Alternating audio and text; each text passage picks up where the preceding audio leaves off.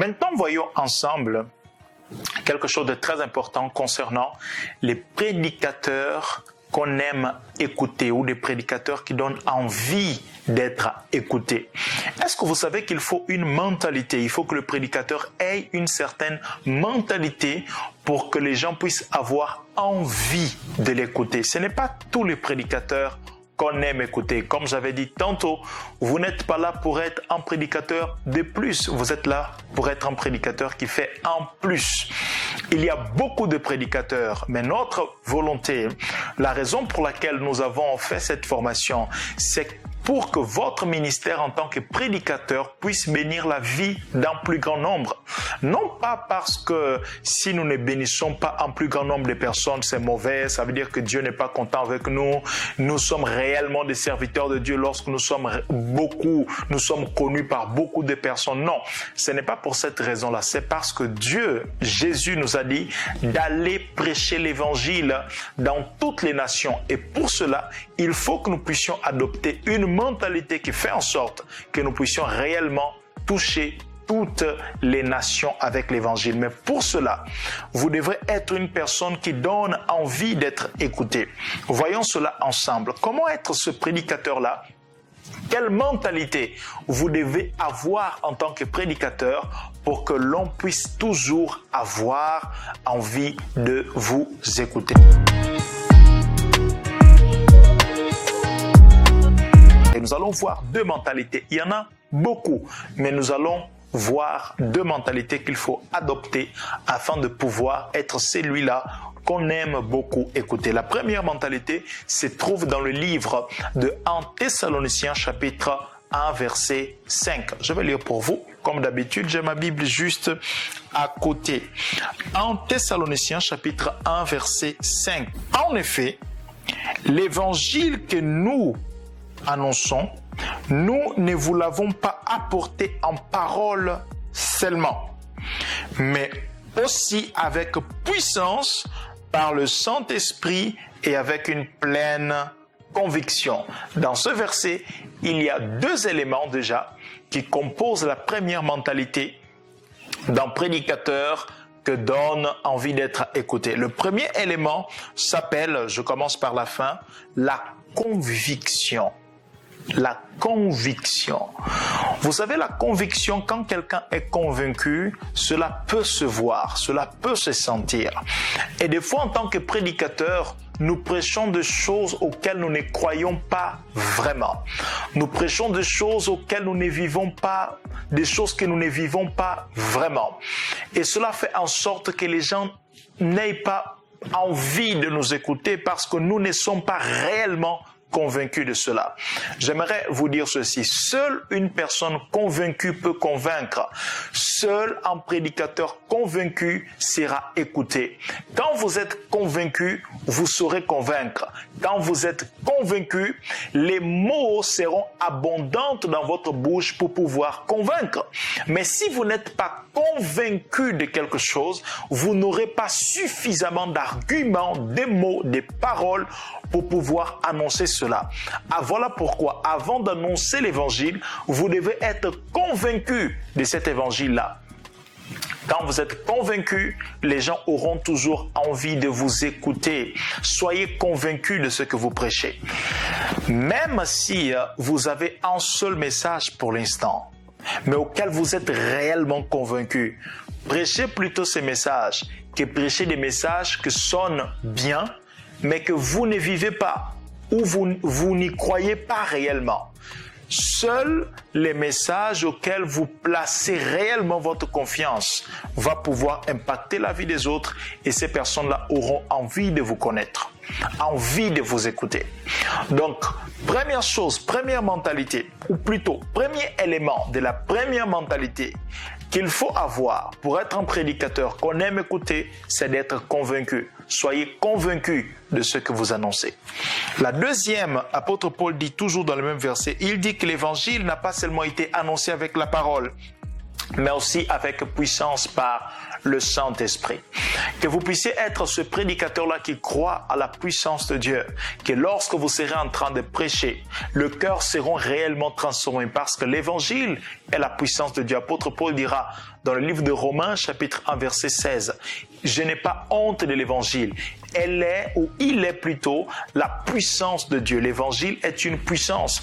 Et quand les gens écoutent cette parole, ils sont réellement transformés.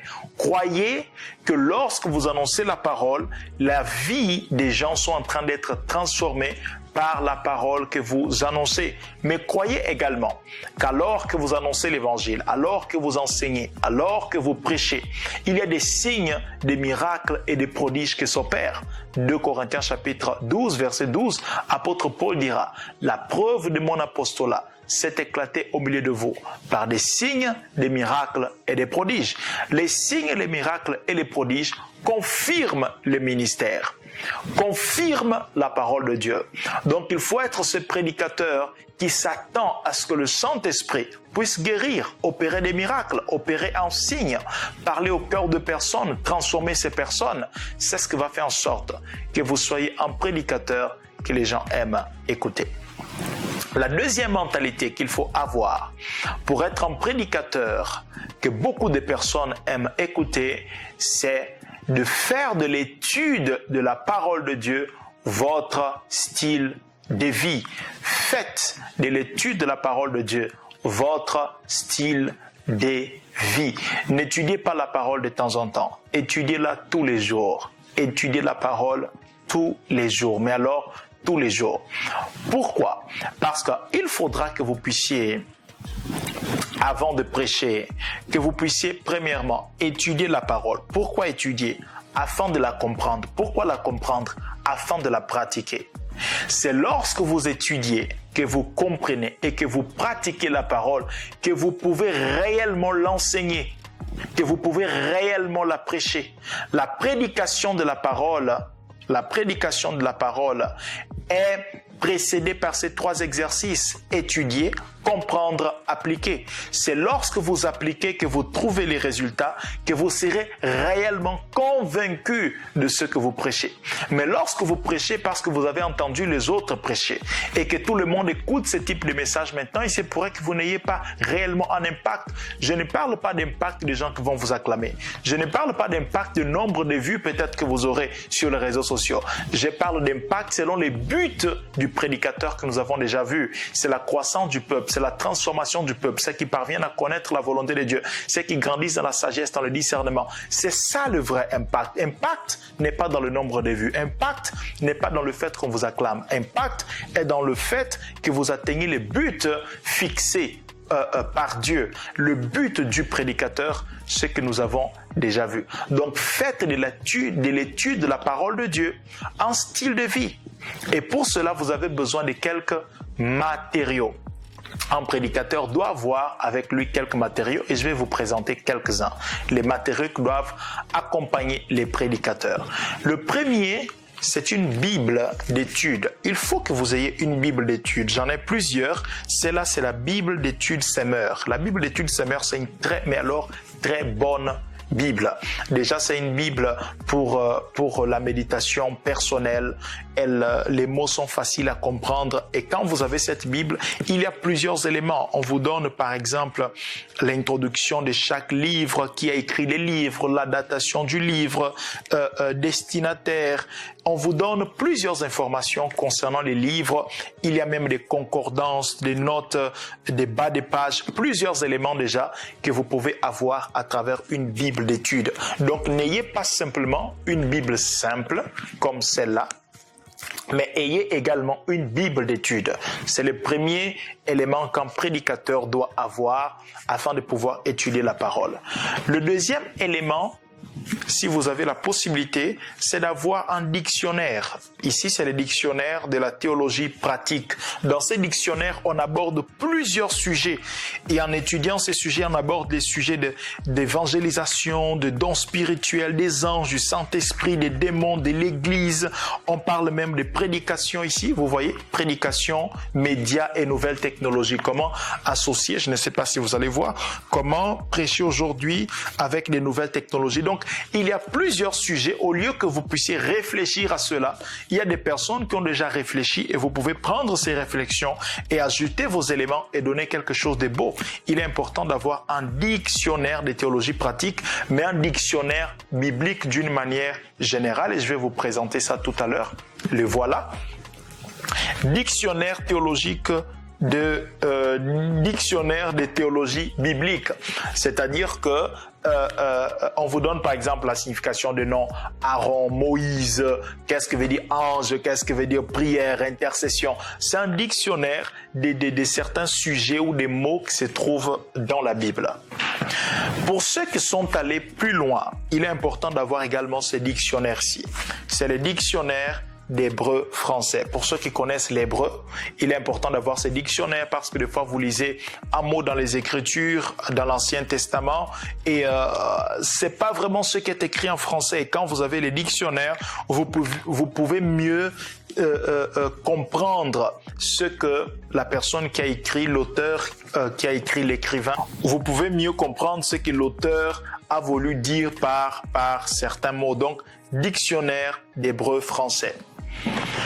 Encore un autre élément, c'est Nouveau Testament interlinéaire, c'est grec français. Ça, c'est pour le Nouveau Testament. Ici, comme il y a un dictionnaire pour hébreu, il y a également un dictionnaire pour le grec, pour que vous puissiez comprendre la langue dans laquelle la Bible a été écrite, comprendre réellement la langue. Ce matériel ici, il est très important. Et le dernier, il est très important. Il est négligé, mais il faut l'inclure également dans la liste de ce qu'il faut avoir en tant que prédicateur. C'est quoi? C'est un dictionnaire, tout simplement. Il faut avoir un dictionnaire de temps en temps. Il faut consulter des mots.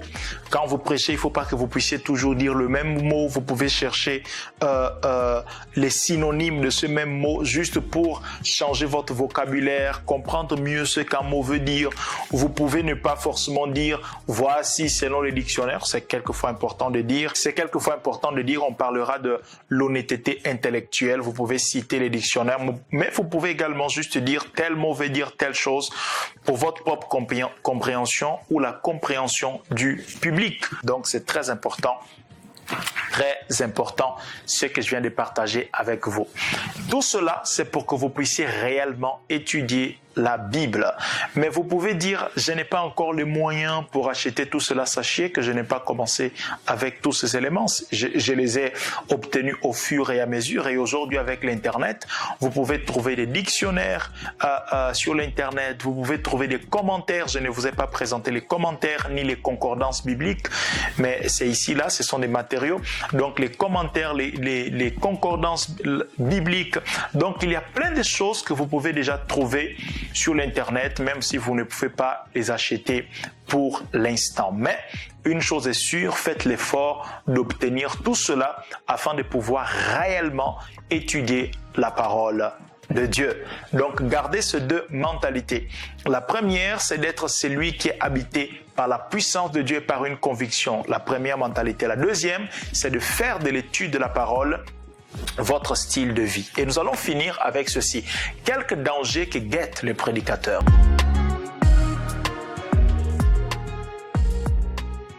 Oui, il y a des dangers qui guettent les prédicateurs. Le premier, c'est que le prédicateur peut commencer à étudier la parole de Dieu. Nous venons de parler de l'importance d'étudier la parole, mais il peut faire cela. Il peut commencer à étudier la parole de Dieu dans le but seulement de prêcher, mais pas dans le but de se nourrir, de nourrir son âme, de grandir dans la connaissance de Dieu pour sa propre personne. C'est le premier danger que peut arriver dans la vie du prédicateur. Donc faites attention avec cela. N'étudiez pas la parole de Dieu juste parce que vous devez prêcher ou vous devez avoir les dernières révélations pour donner aux gens. Non, étudiez la parole, méditez la parole pour votre propre édification. Même si vous n'êtes pas programmé à prêcher, faites-le pour votre propre vie. Le deuxième danger, c'est pratiquement pareil à ce que je viens de dire. Le deuxième danger, c'est de faire de la prière et de la parole un outil de votre travail. C'est-à-dire, vous ne priez et vous n'étudiez la Bible que lorsque vous savez que vous devez prêcher. Non, ne le faites pas. La Bible et la prière ne sont pas des outils du travail du prédicateur. Les outils du travail, c'est ce que je vous ai montré. La prière et la Bible sont là pour vous donner la force, pour vous nourrir, afin que vous puissiez bien exercer votre ministère. Et ne sont pas là comme des outils pour que vous puissiez être un très très bon prédicateur, même si vous passez par là. Parce que nous avons dit également que l'un des buts des prédicateurs, c'est de prier pour le peuple. Donc il faut prier. Mais ne priez pas et n'étudiez pas seulement la Bible parce que vous devez prêcher ou quand vous êtes programmé pour le faire. Non, faites-le comme un style de vie parce que vous êtes également enfant de Dieu. Avant d'être prédicateur et en tant qu'enfant de Dieu, vous devez être en intimité avec Dieu. Il y a d'autres dangers qui guettent également les prédicateurs. Je l'appelle FAO. FAO. Gardez cela dans votre tête. FAO. Femme, orgueil, l'argent. Femme, orgueil, l'argent. Si vous êtes une femme, nous enlevons le F, nous mettons le H. Mais quoi qu'il en soit, où nous mettons homme d'une manière générale, c'est-à-dire le prédicateur va vouloir chercher la gloire des hommes comme nous venons de dire. Le prédicateur peut tomber dans l'orgueil et à un moment donné, à force de prêcher, il peut commencer à chercher de l'argent parce qu'il dit non, les gens commencent à m'apprécier beaucoup, donc je peux utiliser ma position pour commencer à faire sortir l'argent de la poche des gens. Non, faites attention avec cela. C'est Dieu qui vous a envoyé, c'est à lui de prendre soin de vous et c'est à vous de savoir comment enseigner pour que le peuple grandisse dans une telle intelligence qui fait en sorte qu'il puisse prendre soin des serviteurs de Dieu. Mais vous, ne manipulez pas la parole, ne tombez pas dans l'amour de l'argent. Et pour finir, la autoconfiance, autosuffisance. Quand vous avez déjà beaucoup étudié la parole de Dieu, vous commencez à croire que vous connaissez déjà, donc vous arrêtez d'étudier, vous ne priez plus. Quand on vous programme, vous dites de toutes les façons, si je mets ensemble tel verset avec celui-là, ça va aller très bien.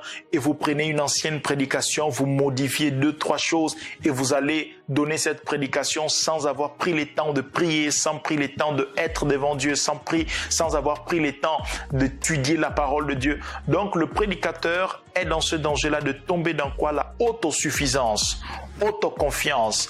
Il n'a plus besoin de Dieu. Maintenant, il connaît, maintenant il peut faire. Faites attention de ne pas tomber dans cela afin de pouvoir préserver votre ministère. Donc voilà, c'est tout. Nous venons de parler de la prédication, c'est quoi prêcher, et du prédicateur. Et maintenant, nous passons à la leçon numéro 2.